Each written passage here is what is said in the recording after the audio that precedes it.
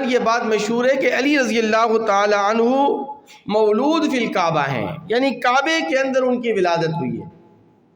امام حاکم رحمہ اللہ نے اپنی کتاب المستدرک کے اندر یہ روایت نقل کی ہے کہ حکیم بن حزام رحمۃ اللہ علیہ یہ خانہ کعبہ کے اندر پیدا ہوئے ہیں۔ حکیم بن حزام رحمہ اللہ کے علاوہ کسی اور کو خانہ کعبہ کے اندر ولادت کا شرف حاصل نہیں ہوا۔ وَلَمْ يُولَدْ قَبْلَهُ وَلَا بَعْدَهُ فِي الْكَعْبَةِ أَحَدٌ کے الفاظ ہیں کہ خانہ کعبہ میں حکیم بن حزام کے علاوہ کسی اور کی ولادت نہیں ہوئی، نہ اس سے پہلے نہ اس کے بعد۔ لیکن امام حاکم رحمہ اللہ نے پھر خود یہ دعویٰ کیا ہے کہ جس راوی نے یہ روایت نقل کی ہے ابو عبداللہ، اور ابو مصعب بھی ان کا لقب ہے، کہ جنہوں نے یہ روایت نقل کی ہے حکیم بن حزام کی، ان سے یہ وہم ہو گیا ہے۔ حقیقت یہ ہے کہ تواتر کے ساتھ یہ بات ثابت ہے کہ علی رضی اللہ تعالیٰ عنہ یعنی فاطمہ بنت اسد کی کہ ہاں جو ولادت ہوئی علی رضی اللہ تعالیٰ عنہ کی، تو حضرت علی رضی اللہ تعالیٰ عنہ کی ولادت بھی خانہ کعبہ کے اندر ہوئی ہے۔ لیکن امام حاکم رحمہ اللہ نے باوجود اس کے کہ تواتر کے ساتھ اس بات کو ثابت کرنے کا دعویٰ کیا، لیکن کوئی ایک روایت بھی وہ نہ پیش کر سکے کہ جس سے ان کا یہ دعویٰ ثابت ہو جائے۔ یعنی ان کا دعویٰ بلا دلیل ہے، بغیر دلیل کے انہوں نے دعویٰ کر دیا کہ علی رضی اللہ تعالیٰ عنہ خانہ کعبہ کے اندر پیدا ہوئے۔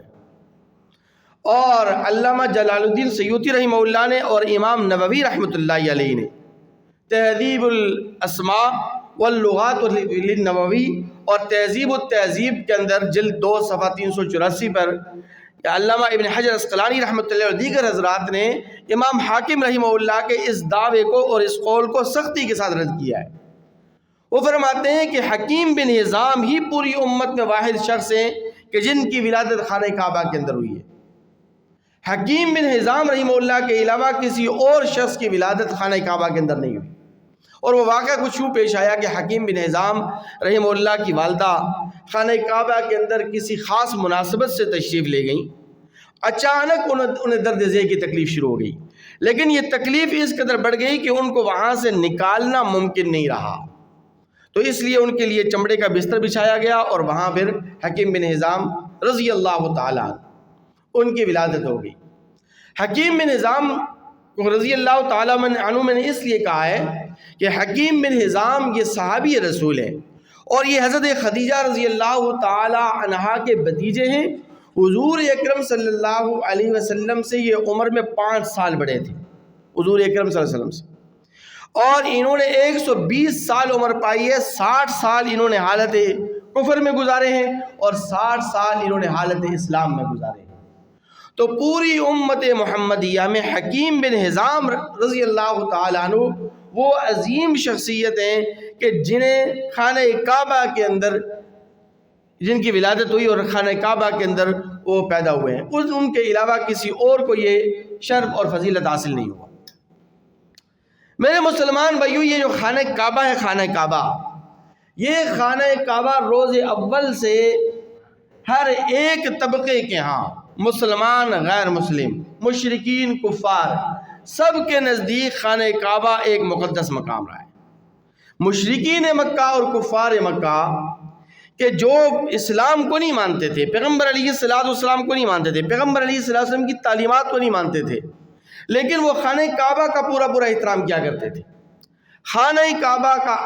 ادب و احترام، خانہ کعبہ کی عظمت ان کے دلوں میں رچی اور بسی ہوئی تھی، اور حجاج اکرام کی خدمت کو وہ اپنے باعث سعادت سمجھتے تھے۔ اس لیے اس مقدس مقام کو ولادت جیسے ایک جو ہے نا آلودہ عمل کو مختص کر دینا یہ کسی بھی طرح مناسب نہیں ہے۔ اس لیے میں حیران ہوتا ہوں لوگوں کے اوپر کہ لوگ حضرت علی رضی اللہ تعالیٰ عنہ کی شان اور منقبت کو بڑھانے کے لیے اس روایت کا سہارا کیوں لیتے ہیں کہ علی رضی اللہ تعالیٰ خانہ کعبہ کے اندر پیدا ہوئے۔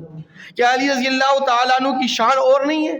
کیا ان کے فضائل اور مناقب اور نہیں ہیں؟ کیا ان کے فضائل و مناقب صرف اور صرف اسی خانہ کعبہ کے اندر ولادت کے متعلق ہی محدود ہیں؟ بلکہ حضرت علی رضی اللہ تعالیٰ عنہ کے بے شمار فضائل اور مناقب ہیں،